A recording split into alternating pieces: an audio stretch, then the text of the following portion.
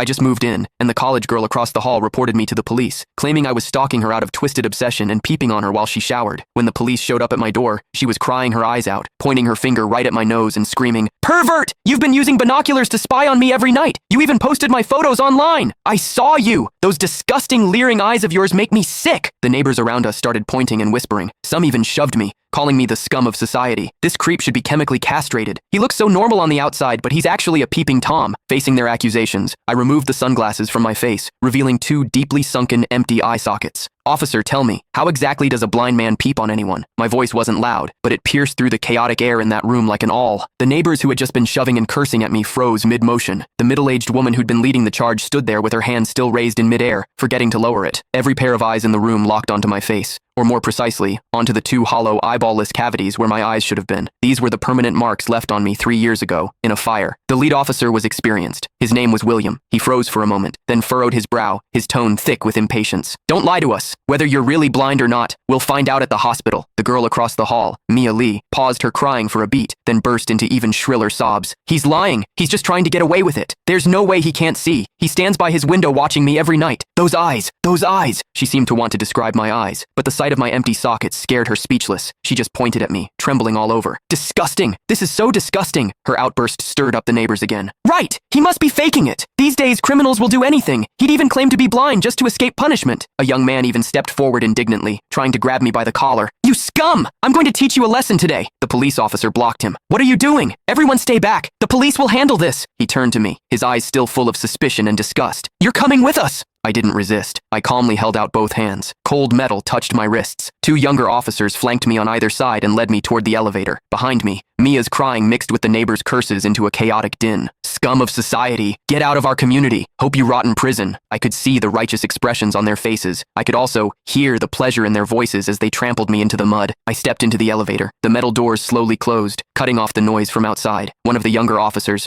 probably new to the job, couldn't help but ask me quietly, Are you really blind?" I tugged at the corner of my mouth but didn't answer. The other officer patted his shoulder, signaling him to keep quiet. But I knew that in their minds, the scales had already tipped completely in favor of that tearful young girl. After all, it was a young, pretty, pitiful college student on one side, and on the other, a suspicious man living alone, wearing sunglasses. In their eyes, it was crystal clear who was the victim and who was the perpetrator. What they didn't know was this. Sometimes, what the eyes see is the biggest lie of all. And I, a blind man, had seen something that none of them had. For instance, when Mia accused me, her heartbeat was steady, without a single ripple of genuine emotion. The interrogation room at the police station was harshly lit by fluorescent lights, and the air smelled faintly of mildew. I sat on a cold metal chair. Across from me were William and a female officer taking notes. Click the link in my bio to get the full story for free.